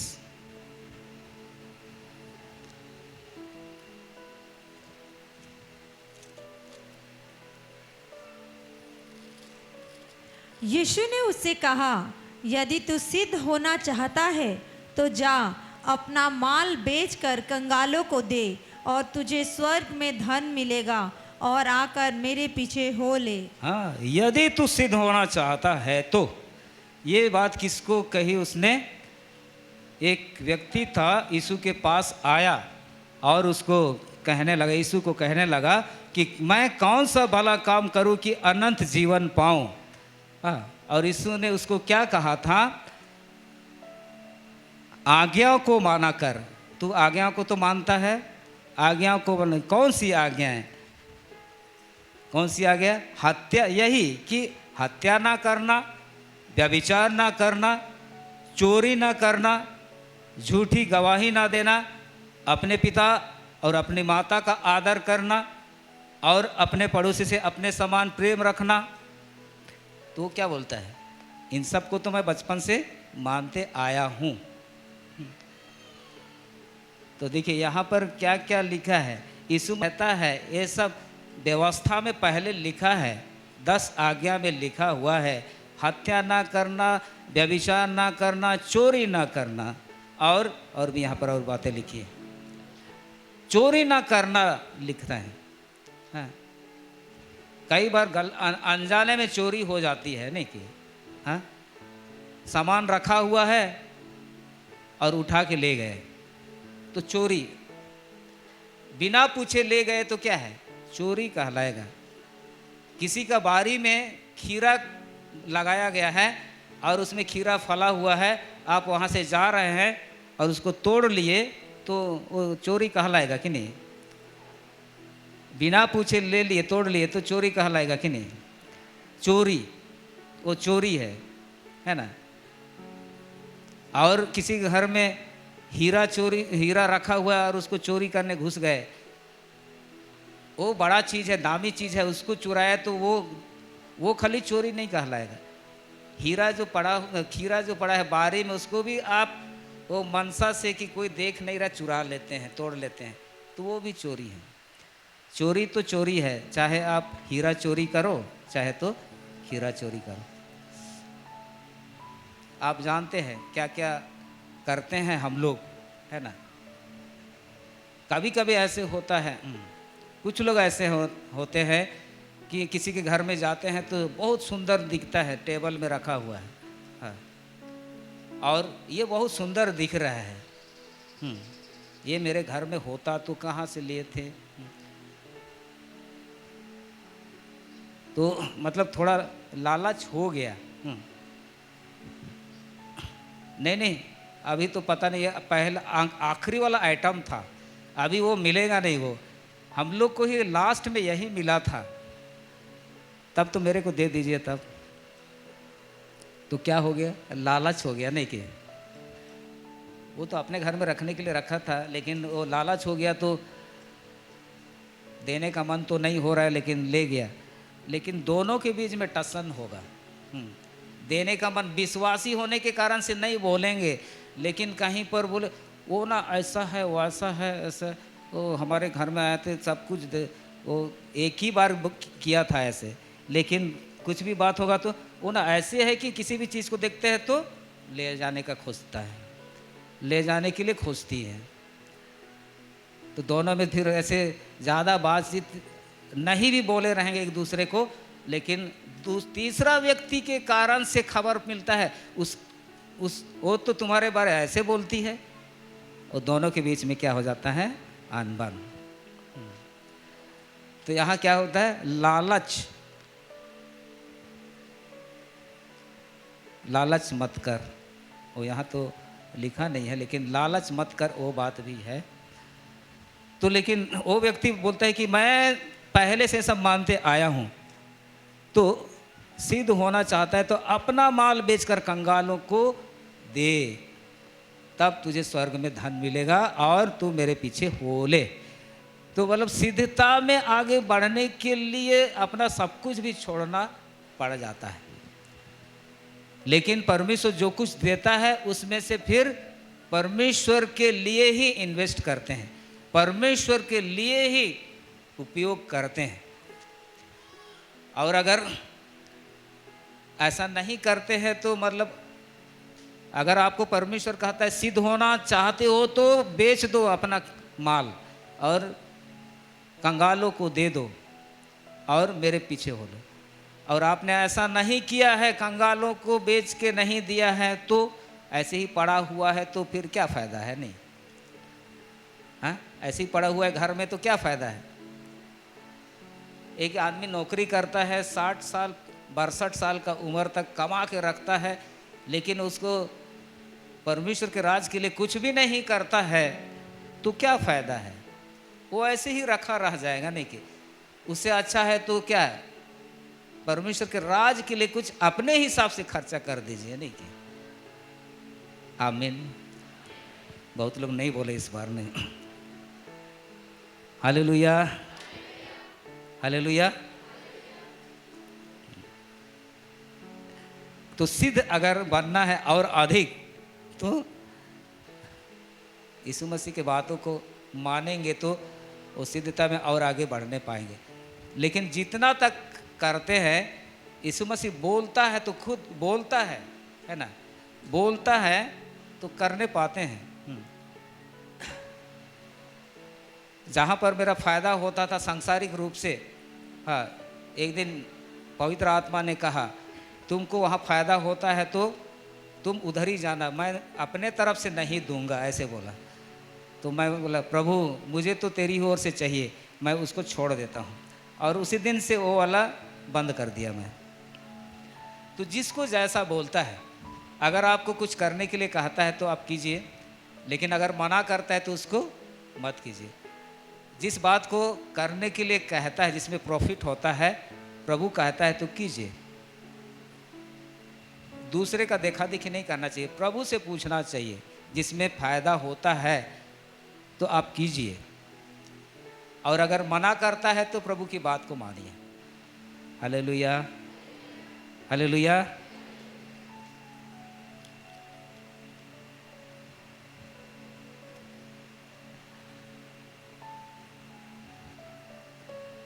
फिर देखिए बहुत सारा है, लेकिन मैं और थोड़ा सा कह के अंत करूँगा। दूसरा तीमुथियुस 3 का 16-17 में हम देखते हैं कि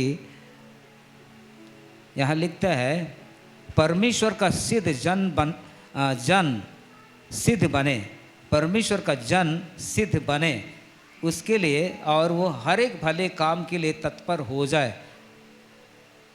पवित्र शास्त्र है और पवित्र शास्त्र उपदेश देने के लिए, समझाने के लिए, सुधारने के लिए और धार्मिकता की शिक्षा के लिए लाभदायक है। तो यहाँ पर देखिए एक लिखता है समझाने, यहाँ पर समझाने वाली जो बात लिखा है ना, वो एक्चुअली होता है रिप्रूफ। इंग्लिश में होता है रिप्रूफ, हाँ, रिप्रूफ बोलते हैं। और डिफेंस में रिप्रूफ एक प्रकार से पनिशमेंट होता है, सज़ा होता है। रिप्रूफ में मतलब किस प्रकार का सज़ा दिया जाता है, वो सज़ा उसको ज़्यादा नहीं लगेगा, लेकिन बेइज्जती होने वाली बात होती है। कुछ ऐसे गलत काम किए रहेगा फौजी आदमी, तो उसका सज़ा ज़्यादा कुछ नहीं है, लेकिन रिप्रूफ समझाया जाता है। तो समझाया जाता है कहाँ? सबके सामने, हाँ, जितना भी वहाँ स्टाफ रहेंगे सबके सामने समझाया जाता है, तुमने जो ये किया है गलत है, हाँ। और फिर क्या होता है, रिप्रूफ बोल के डॉक्यूमेंट में लिखा जाता है। जब डॉक्यूमेंट में लिखा जाएगा ना, दो तरह से लिखा जाता है, एक है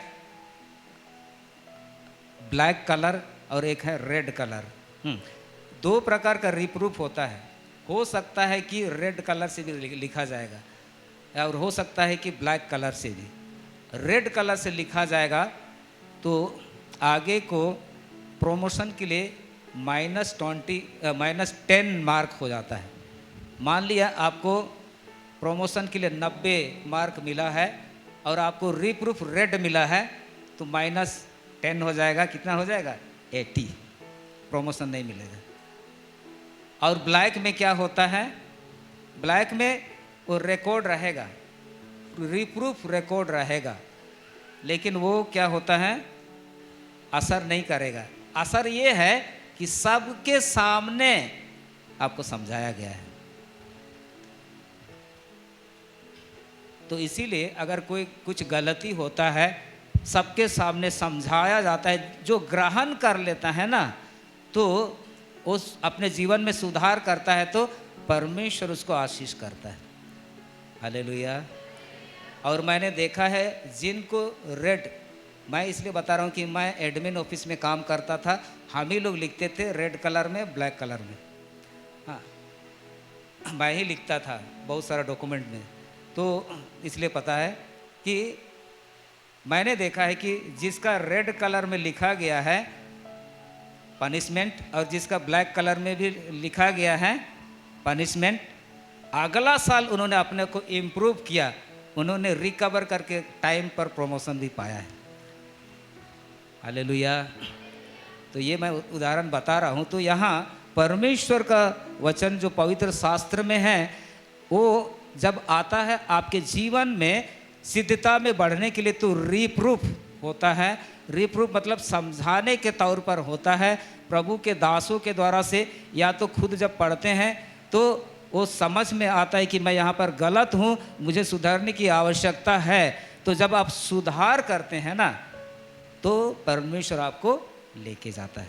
आपको मालूम है जितना भी जो एयरफोर्स का लॉ बना है ना, बाइबल की बातों को अध्ययन करके बनाया गया है। Praise the Lord. Hallelujah, hallelujah. फिर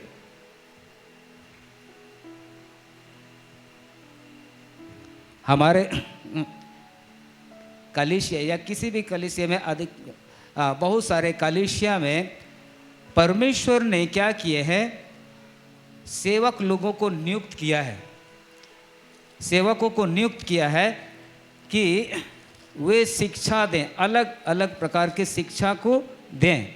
हाँ, इफिसियों 4 का 11 से आगे जब पढ़ते हैं, इसको नहीं पढ़ेंगे तो इसमें हम देखते हैं 13 में लिखता है, जब तक कि हम सब के सब विश्वास और परमेश्वर के पुत्र की पहचान में एक ना हो जाएं और एक सिद्ध मनुष्य ना बन जाएं और मसीह के पूरे डील डाउल तक ना बढ़ जाएं।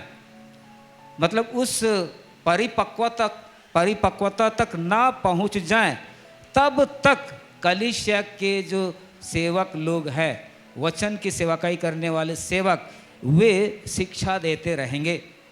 और ये अच्छा है कि एक कलीसिया में जब सेवक हैं 5 प्रकार के सेवक रहेंगे तो ये अच्छा है, हम सब के लिए अच्छा है। प्रेरित, भविष्यद्वक्ता, सुसमाचार सुनाने वाले, रखवाले और उपदेशक किसी भी कलीसिया में हैं, हमारे कलीसिया में हैं, और वो अलग प्रकार से सेवा देते हैं।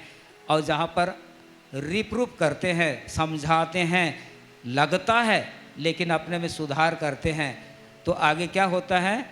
हम विश्वास में और परमेश्वर के पुत्र की पहचान में एक होने लगते हैं ताकि एक सिद्ध मनुष्य हम लोग बन जाए। Hallelujah, hallelujah. इसीलिए परमेश्वर ने रखा है कलीसिया में सेवकों को, और ये जानने की आवश्यकता है। और अगर आप बोलेंगे कि ये पास्टर ज़्यादा कुछ ऐसे बोलता है, वो अगर बोलता तो अच्छा होता।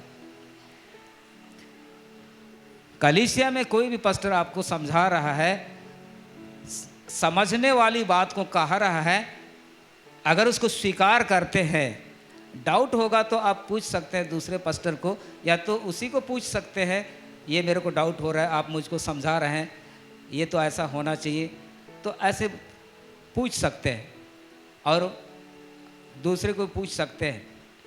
और जहाँ समझा रहे हैं सभी, और अगर सच में गलती है तो उसको स्वीकार करके सुधार करते हैं, तो फिर हम क्या होते हैं, सिद्धता में बढ़ते जाते हैं। Praise the Lord, hallelujah. प्रभु की दासी पास्टर अर्चना ठीक बता रही थी, मैं बहुत ध्यान से सुन रहा था, है ना। हमारे जीवन में छोटी छोटी बातें रहती हैं। हाँ, मुझे आशीष मिला, छोटी छोटी बातों के कारण से हम बढ़ने नहीं पाते हैं, है ना। उनको हटाना है, साइड करना है ना। और किसी को दोष नहीं लगा के, हाँ, जो मुझ में जो गलती है उसको सुधार करना है।